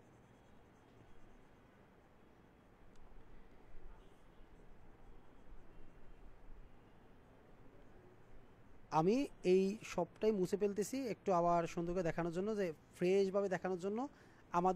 আমরা আবারও বলি একটু, যে আমাদের বাইনারি সংখ্যাগুলো যখন ডেসিমেলে আসে বা ডেসিমেলে আমরা প্রকাশ করি, সেইখানে আমাদের কীভাবে প্রকাশ করতে হয়? অ্যাজ এ প্রথম আমাদের কি আসে? আমাদের 1 1 ফিরে আসে, ঠিকই আছে, 1 1-এর মতো আসে 1, বাট 1-এর পরে কত হবে? একটা সংখ্যা হবে, বাট সেই সংখ্যাটা কত হবে? কারণ বাইনারি থেকে আমি 1 নিয়ে এসেছি, বাট তারপরে সংখ্যা কত হবে? তারপরে সংখ্যাটা হবে আমাদের কত? আগের সংখ্যা, মানে এই যে 1 আছে, এই 1-এর সাথে বাইনারি 2 গুণ করব, 2 গুণ করে বা 2 পূরণ করে যেই মানটা আসবে সেটা হবে পরের সংখ্যা। তো 2 গুণ করলে আমাদের মান আসে কত? 2 1 2, ডান। 2-এর পরে আমাদের সংখ্যাটা কত আসবে? ঠিক তার আগের সংখ্যা, মানে এই 2-এর সাথে আমরা আবার 2 গুণ করব, করে যে মানটা পাবো সেটা হবে তারপরের সংখ্যা। তো 2 দুগুণে 4, পরের সংখ্যাটা হবে কত? 4 দুগুণে 8, আবার 8-এর সাথে 2 গুণ হয়ে হবে 8 দুগুণে 16, আবার 16 দুগুণে 32, 32 দুগুণে 64, অ্যান্ড 64 আপনার 64 দুগুণে আপনার 128, 128 দুগুণে 256, 256 দুগুণে 512, 512 দুগুণে 124, সরি 1024। ব্যাপারটা হলো যে আপনি বুঝতে পারতেছি আমার সংখ্যাগুলো আসলো কোথা থেকে আসলো, কীভাবে আসলো। এইবার যদি আমি এখানে ভ্যালুগুলো অ্যাড করি, যে এই প্রত্যেকটা ঘরের মান হলো 1, ধরুন আমি 1 বাইনারি 1 1 1 1 1 1 1 1 1, এই বাইনারির এখানে প্রত্যেকটা ঘরের মান হলো আমাদের কত?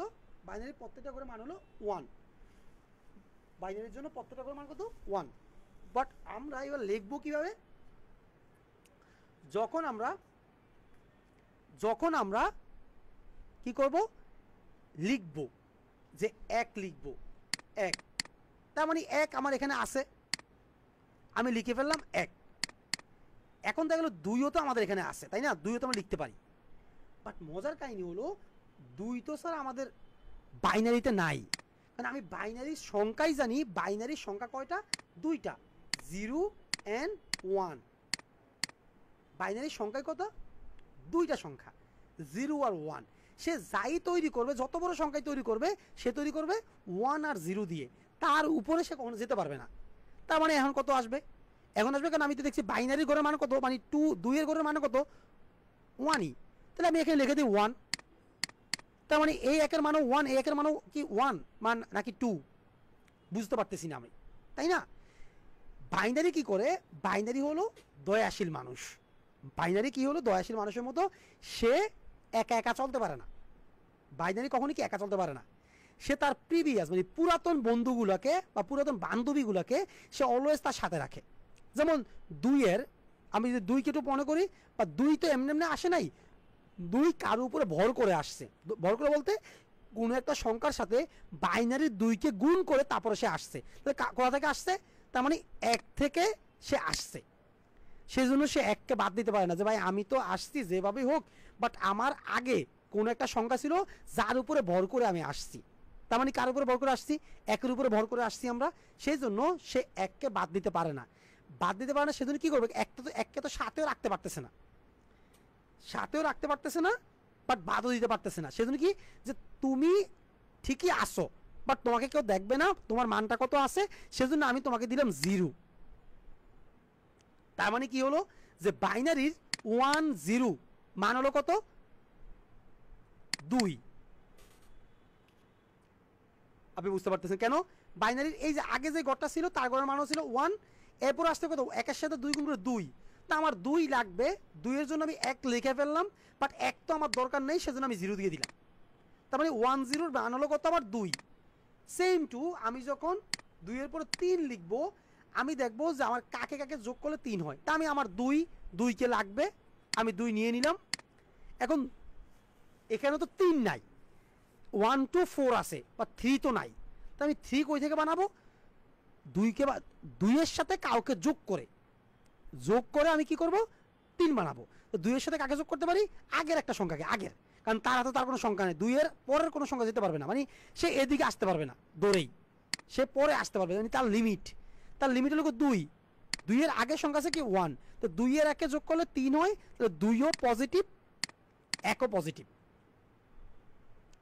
এইবার আমাদের কাকে লাগবে, আমরা লাগবে এবার 4, দেখি 4 কই আছে, 4 আছে এই যে এই জায়গায় 4 আছে আমাদের, এই 4-এর মান কত, 1, তা আমি এখানে সুন্দরভাবে লিখে দিই 1, বাট শর্ত হলো কি বাইনারি কখনোই তার পুরাতন বন্ধুদেরকে সে মানে পিছিয়ে পেলে বা তাদেরকে বাদ দিয়ে চলতে পারে না, সে তাদেরকে অলওয়েজ কি আনতে হয়, সেই জন্য সে কি করতেছে, তার আগের সংখ্যা কে ছিল সে কোথা থেকে আসছে, 2 এর সাথে 2 গুণ করে 4 আসছে, তো 2কে সে আনছে, বাট 2 তো এমনিতে আসে নাই, 2 কই থেকে আসছে, 1-এর থেকে আসছে, তার মানে 1 বাদ দেওয়া যাবে না, সেজন্য আবার 1 নিয়ে আসছে, তার মানে হলো 100 100 ভ্যালু হলো 4।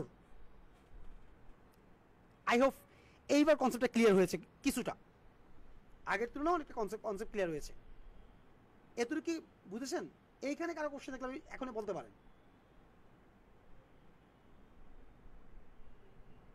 Have any question?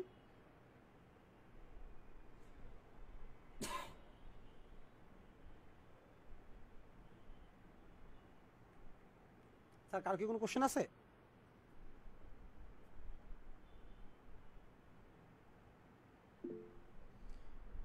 G Faisal sir একটু আমাকে বলেন স্যার।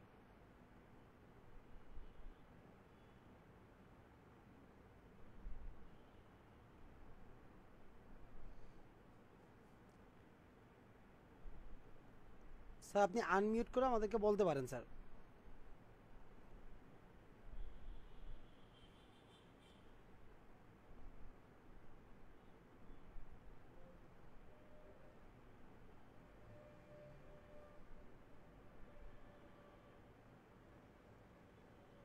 আচ্ছা স্যার, ডেসিমেল থেকে কি বাইনারিতে নেওয়া যায়?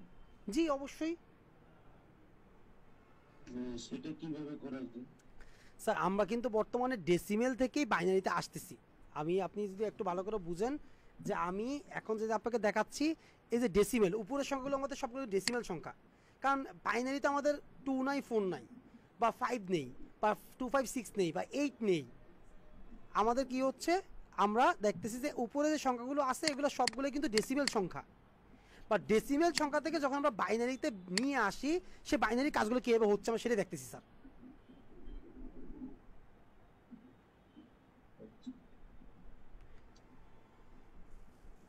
স্যার যদিও ব্যাপারটা হলো যে আপনি একদিনে আপনার এই কনসেপ্ট একবারে ক্লিয়ার করতে পারবেন না, তার জন্য আমাদের প্র্যাকটিস দরকার, বা আর অনেকবার বোঝা দরকার, অনেকবার দেখা দরকার, অ্যান্ড দেন আস্তে আস্তে আমাদের কনসেপ্ট ক্লিয়ার হয়ে যাবে। আর কোনো কোশ্চেন আছে স্যার? না, ধন্যবাদ স্যার। আর কারো কোনো কোশ্চেন আছে?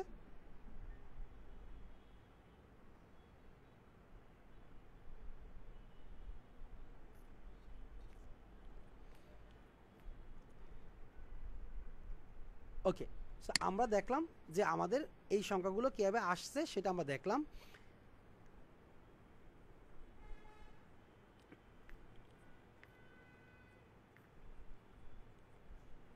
এইবার আমরা একটা মেইন অঙ্ক করে নেই।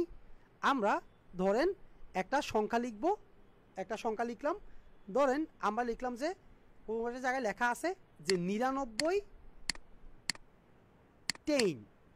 ইজ ইকুয়াল টু একটা ব্রেকেট কোশ্চেন মার্ক লেখা আছে 2। তার মানে এখানে বলা হয়েছে, আপনার কি বলা হয়েছে, এখানে আপনাকে বলা হয়েছে যে এই সংখ্যাটা কি সংখ্যা আপনাকে দেখে বুঝতে হবে। এই সংখ্যাটা হলো ডেসিমেল সংখ্যা। কেন ডেসিমেল সংখ্যা? কারণ এই যে নিচে 10 আছে, আমাদেরকে এই ডেসিমেল সংখ্যা থেকে কোন সংখ্যা, তাহলে আমরা বুঝলাম যে এটা ডেসিমেল সংখ্যা। ডেসিমেল সংখ্যা থেকে কোন সংখ্যা নিতে হবে? ডেসিমেল সংখ্যা থেকে আমাদের নিতে হবে বাইনারি সংখ্যায়, মানে B2-তে। কেন B2-তে নিতে হবে? কারণ এই যে কোশ্চেন মার্কের পরে দিয়ে এখানে 2 লেখা আছে, তার মানে হলো কি যে আমাদের এই জায়গায় যেহেতু 2 লেখা আছে, আমি বুঝতে পারতেছি যে এই জায়গায় আমাদের কি করতে হবে, যে এই জায়গায় 10, তার মানে ডেসিমেলের 10, অ্যান্ড এই জায়গায় হলো আমাদের কি 2, মানে বাইনারি 2। আই হোপ আমি এতটুকু বুঝে গিয়েছি, আমাদের এতটুকু করতে হবে। তা আমরা এই ম্যাথটা একটু আজকে করে মোটামুটি শেষের দিকে চলে যাব। ওকে, সো এরকম যদি কোথাও থাকে তাহলে আমরা কীভাবে ম্যাথগুলো করব? আমরা করব যে যেই কোনো সংখ্যাকে যদি আমরা সেখানে যদি আমাদের মানে ডেসিমেল কোনো সংখ্যা থাকে, ডেসিমেল সংখ্যা থেকে যদি আমরা সেটাকে বাইনারি, অক্টাল বা হেক্সাডেসিমেল সংখ্যাতে রূপান্তর করতে যাই বা প্রকাশ করতে যাই, এই প্রকাশ করতে গেলে আমাদের কি করতে হবে, এই যে বাইনারি, অক্টাল বা হেক্সাডেসিমেলের যে বেস সংখ্যা আছে, বেস কত? এই যে 2, অক্টালের বেস কত? 8, হেক্সাডেসিমেলের বেস কত? 16। এই বেস সংখ্যা দিয়ে ডেসিমেলকে ভাগ করতে হবে। এটা বুঝছি। আবার একটু দেখাচ্ছি যে ডেসিমেল সংখ্যাগুলো দিয়ে আমাদের কি করতে হবে, ভাগ করতে হবে। তাহলে এবার আমরা ভাগ করে দেই। ওকে, ভাগ শুরু করি আমরা একটু। আমরা এখানে পাশেই লিখব এভাবে, এখানে লিখব 99, আর এখানে যদি আমরা বাইনারি প্রকাশ করব সেজন্য আমি 2 দিয়ে ভাগ দিচ্ছি, 2 দিয়ে ভাগ দিব। এইবার আমাদের কথা হলো আমরা ভাগ দিব কীভাবে, আমরা দেখি ওই যে একবার ছোটোবেলার নিয়মের মতো আমরা ভাগ দিব। দেখি 4 দুগুণে 8, বা আমরা পাশাটা ভাগ দিয়ে আসতে পারি একটু, দেখি 9, এ ভাগটা দিব আমরা। 4 দুগুণে 8, 1, 9, 19, 9 দুগুণে 18, ভাগশেষ থাকে 1। ডেসিমেল এই আমরা যখন বাইনারি দিয়ে বাইনারিতে নিব, প্রকাশ করব, তখন অলওয়েজ আমাদের কি করতে হবে, ভাগ করতে হবে। ধরুন বাইনারিতে, অক্টালে বা হেক্সাতে, ন্যায়গাতে আমাদের ভাগ করতে হবে। তো সেই ক্ষেত্রে আমরা এখানে কি করব, ভাগ দিলাম, আসলো কত আমাদের ভাগফল। তো এই জায়গায় যেন আমি আপনাকে দেখাচ্ছি একটু,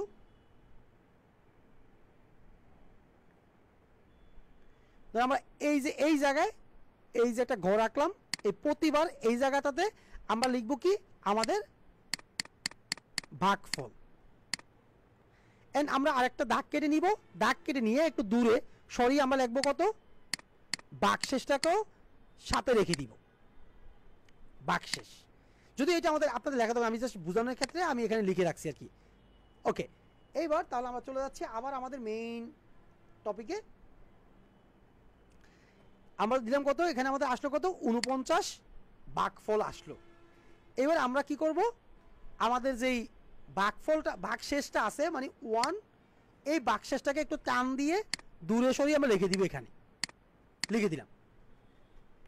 তার মানে ব্যাপারটা হলো কি যে আমাদের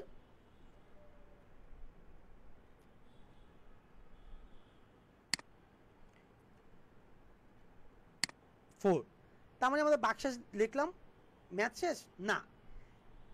আমরা ভাগ করব কত পর্যন্ত, যত টাইম পর্যন্ত এই সংখ্যাটা শূন্য না হয়। তার মানে কি হলো, আমরা ভাগফল, আমাদের ভাগফল কি হতে হবে, 0 হতে হবে। তো ভাগফলের শর্ত হলো ভাগফল 0 হতে হবে। আজকে আমি বেসিকভাবে দেখিয়ে দিচ্ছি আপনাদেরকে।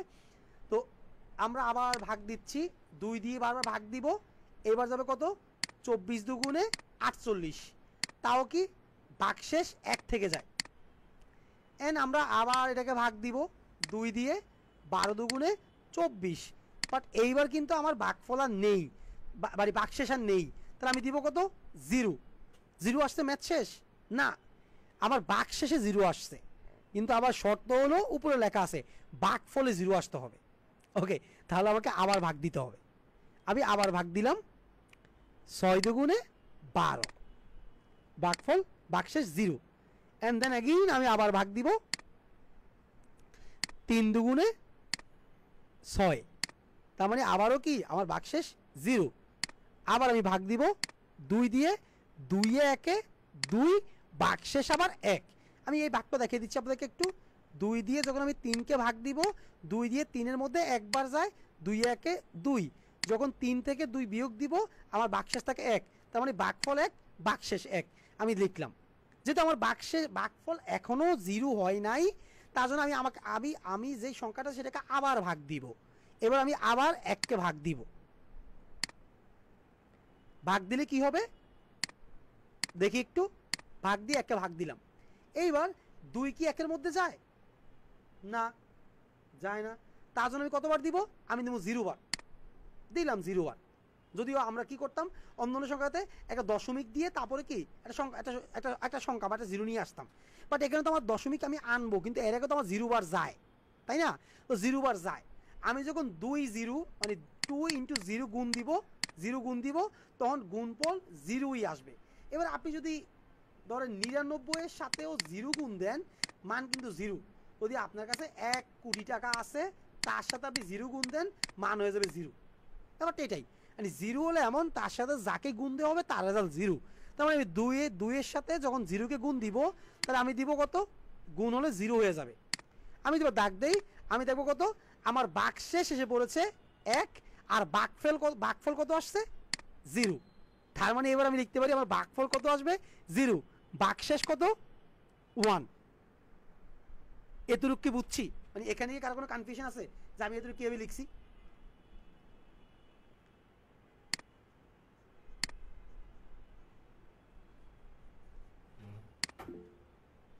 জি স্যার বলেন।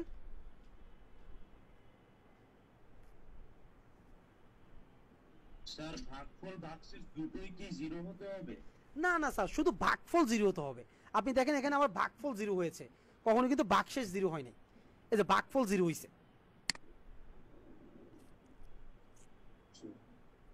আমি উপরে সত্য লিখে রেখেছি যে ভাগফল 0, কিন্তু ভাগশেষ সে তার মতো থাকবে।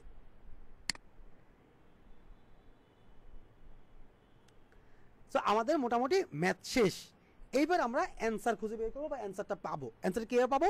এখানে শর্ত হলো যে আমরা আমাদের বাক্সে যে সংখ্যাগুলো আছে তার পাশে একটা দাগ দিব একদম সমান করে, হ্যাঁ, দাগ দিয়ে আমরা এখানে একটা উপরে অ্যারো দিয়ে দিব। তার মানে হলো আপনি অলরেডি বুঝে গিয়েছেন, বা আমি যদি আরেকটু আপনাকে বুঝিয়ে দেই যে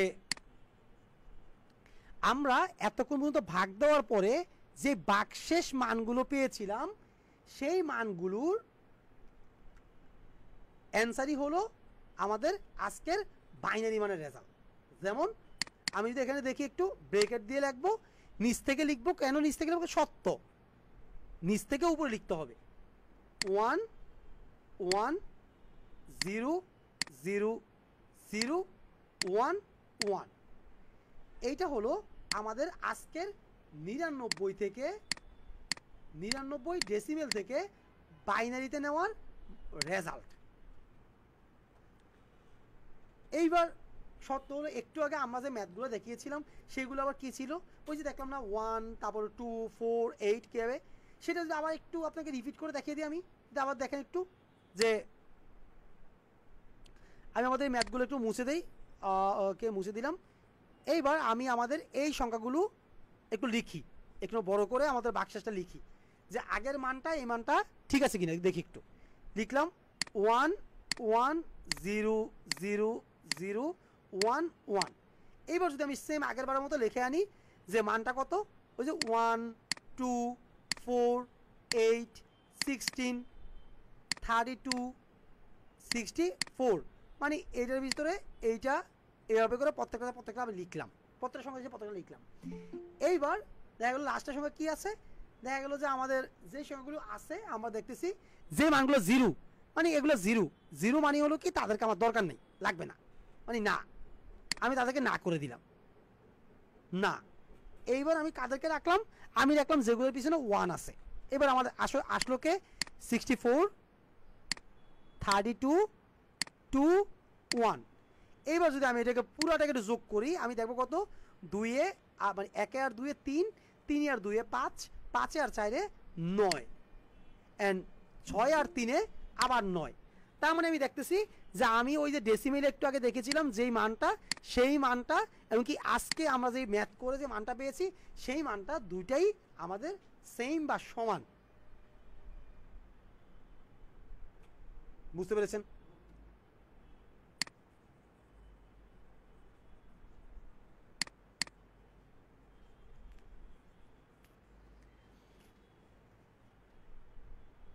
আই হোপ আপনারা বুঝে গিয়েছেন বা বুঝতে পেরেছেন। বাট আজকে আমাদের অনেকগুলো ইস্যু হচ্ছে বা আপনারা অনেকেই বুঝতে পারতেছেন না বা একটু ব্যাঘাত করতেছে বা বুঝতে একটু কষ্ট হচ্ছে। কেন? হয়তো বা আজকে ফার্স্ট এই আইসিটি ক্লাস। তো আইসিটি তো ধরেই তৃতীয় অধ্যায় থেকে শুরু করে না, আইসিটি শুরু করে প্রথম অধ্যায়, দ্বিতীয় অধ্যায়, দেন তৃতীয় অধ্যায়। অ্যান্ড এর আগে প্রথম অধ্যায় দ্বিতীয় অধ্যায় নিয়ে আমাদের অনেক অনেক অনেক গল্প বা অনেক পড়াশোনা আছে, তারপরে আমরা তৃতীয় অধ্যায় আসতে পারবো। মানে প্রত্যেকটা স্টেপ বাই স্টেপ। যদি মনে করেন আমরা যদি সরাসরি না শিখে যদি আমরা ডাইরেক্ট চলে আসি আমাদের রিডিং পড়াতে, তাতে আমরা আটকাবই। সেক্ষেত্রে আগে আমাদের সরাসরি এবিসিডি ওগুলো শিখতে হয়, বেসিকটা, না আমরা ভালো করে পড়তে পারবো। তো সেই ক্ষেত্রে দেখা গেলো কি আজকে যে আমাদের অনেকেরই একটু প্রবলেম বুঝতে প্রবলেম হয়েছে, জাস্ট আমরা আমাদের রেগুলার ক্লাসগুলোতে সেগুলো আমরা শিখে নিব। আমরা নেক্সট স্লাইডে চলে যাচ্ছি। আজকের ক্লাসে আপনি যা যা শিখেছেন তা একটু আমি রিপিট করে দিচ্ছি। আজকের ক্লাসে আপনি সিলেবাস সম্পর্কে জেনেছেন আইসিটির। এর মধ্যে আপনি 6টা অধ্যায় পেয়েছেন। 6টা অধ্যায় থেকে 6টা সৃজনশীল আসে। অ্যান্ড মোস্টলি তৃতীয়, চতুর্থ, পঞ্চম আর ষষ্ঠ এই 3-4টা অধ্যায় থেকে সবচাইতে বেশি সৃজনশীল আসে। প্রথম 2টা অধ্যায় থেকে যদি 2টা সৃজনশীল আসে, তাহলে বাকি 4টা অধ্যায় থেকে 6টা সৃজনশীল আসে। বাট এই বছরে কাজটা হয়েছে কি, এই বছরে প্রথম অধ্যায় দ্বিতীয় অধ্যায় থেকে সৃজনশীলগুলো আসে না, আসছে আমাদের কই থেকে 3, 4, 5, 6 মানে সংখ্যা পদ্ধতি, ওয়েব ডিজাইন পরিস্থিতি বা HTML, প্রোগ্রামিং ভাষা, ডেটাবেস ম্যানেজমেন্ট সিস্টেম। এই 4টা অধ্যায় থেকে আমাদের সৃজনশীল আসার কারণে পোলাপান অনেক বেশি ঘাবড়িয়ে গেছে, তারা পারে নাই, তারা বুঝতে পারে না। কেন? এগুলো একটু কঠিন অধ্যায়, যেগুলো অবশ্যই আপনাদের বুঝে বুঝে পড়া উচিত। আপনি বুঝে বুঝে পড়লেই এগুলো পেরে যাবেন। এই ছিল আজকে আমরা ক্লাসটা পড়িয়েছিলাম। এরপরে আমরা শিখলাম কি যে সংখ্যা পদ্ধতি সম্পর্কে জানলাম। এরপরে আমরা জানলাম সংখ্যা পদ্ধতির শ্রেণীবিন্যাস, মানে কয়টা সংখ্যা পদ্ধতি, 4টি সংখ্যা পদ্ধতি। আমরা 4টি সংখ্যা পদ্ধতি সম্পর্কে জানলাম অ্যান্ড পরিচিত তার সাথে হলাম। এর মধ্যে স্পেশালি আমরা বাইনারি নিয়ে কাজ করেছি। বাইনারি থেকে কীভাবে আমরা ডেসিমেলকে পেয়ে থাকি অ্যাজ এ বেসিকভাবে, বা এই ডেসিমেল থেকে কীভাবে আমরা বাইনারিকে পেয়ে থাকি, সেই বিষয়টা আমরা মোটামুটি আলোচনা করেছি আজকের ক্লাসে। যদিও একদিনের ক্লাসে পুরো তৃতীয় অধ্যায় শেষ করা সম্ভব না, যার জন্য আমি আজকে পুরো অধ্যায় শেষ করতে পারি নাই। বাট আই হোপ আপনাদের সবচেয়ে ইম্পর্টেন্ট যে টপিকগুলো, সেই টপিকগুলো আমি আই হোপ শেষ করতে পেরেছি। জি স্যার, প্লিজ।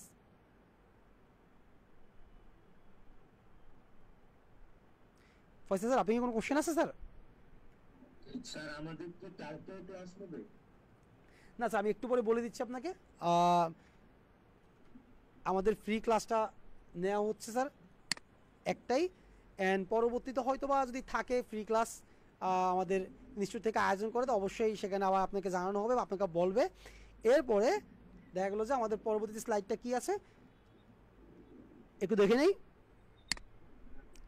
অ্যাকচুয়ালি মেইন হলো যে মাইন্ডকিউ ইনস্টিটিউট একটা আইসিটি কোর্স লঞ্চ করতেছে, বা একটা আইসিটি কোর্স লঞ্চ করবে, যেখানে আপনাদেরকে হাতে কলমে ধরে ধরে আইসিটির পুরো সিলেবাস শেষ করা হবে।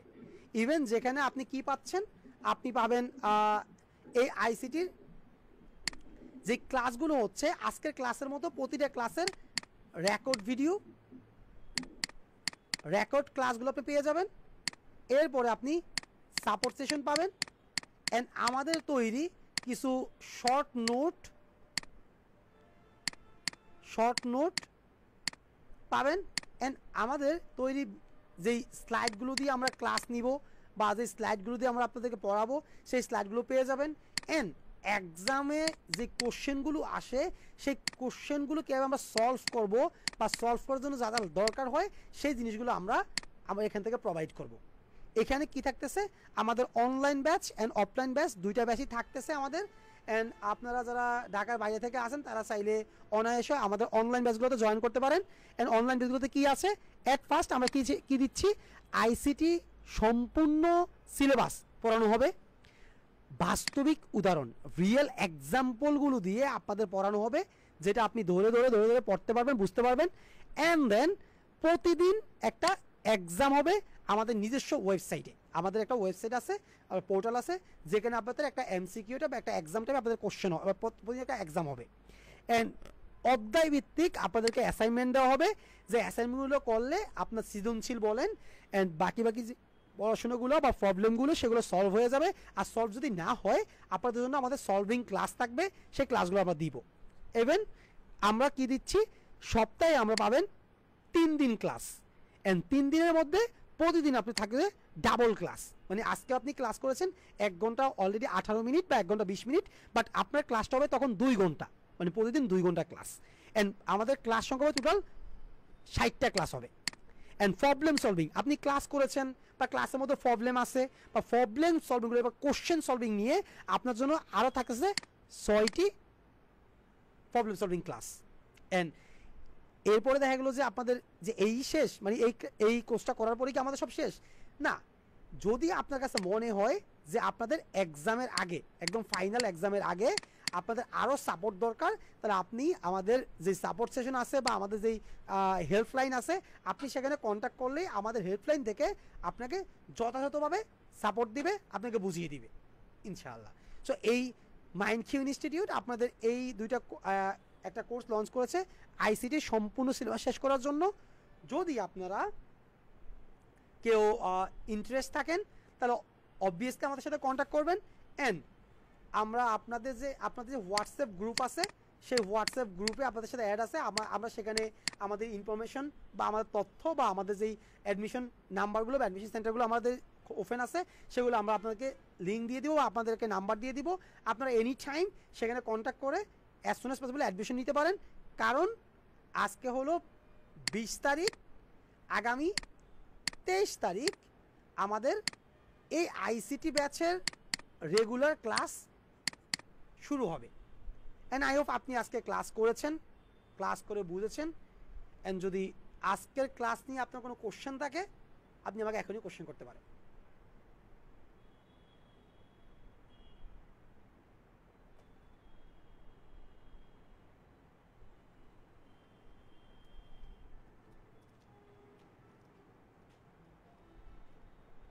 আপনাদের কি কারো কোনো কোশ্চেন আছে? স্যার এমসিকিউর ক্ষেত্রে কোনো শর্টকাট নিয়ম আছে? সরি, এমসিকিউর ক্ষেত্রে শর্টকাটের কোনো নিয়ম আছে? জি স্যার, অনেক নিয়মই আছে। একটু দেখায় দিন স্যার আজকের ক্লাস টাইম তো মোটামুটি অলমোস্ট শেষ, যার জন্য আমি রিয়েলি সরি ফর দ্যাট যে আজকের ক্লাস আমি দেখাতে পারলাম না। যদি নেক্সট টাইম কোনো ফ্রি ক্লাস থাকে সেই ক্লাসে আমি এই এমসিকিউ বা সিকিউ প্রবলেম সলভিং বা শর্টকাটগুলো নিয়ে আমি কথা বলবো ইনশাআল্লাহ। আচ্ছা। আর কারো কোনো কোশ্চেন আছে?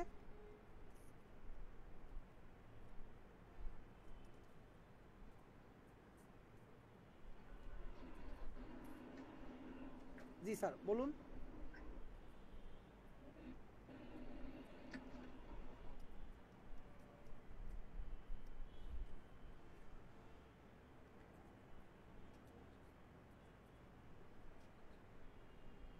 স্যার আমি আপনার কথা শুনতেছি না, মেবি অটোমেটিকলি মিউট হয়ে গিয়েছে। আপনি কি স্যার দয়া করে আবার একটু আনমিউট করে বলবেন?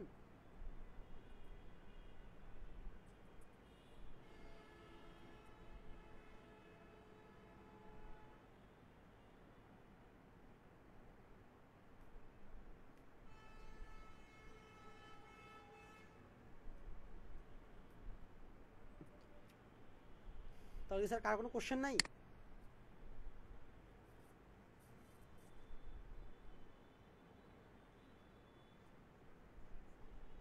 ওকে, যেহেতু আপনাদের আর কোনো কোশ্চেন নাই, আপনাদের সবাইকে অসংখ্য ধন্যবাদ আজকের ক্লাসটা করার জন্য।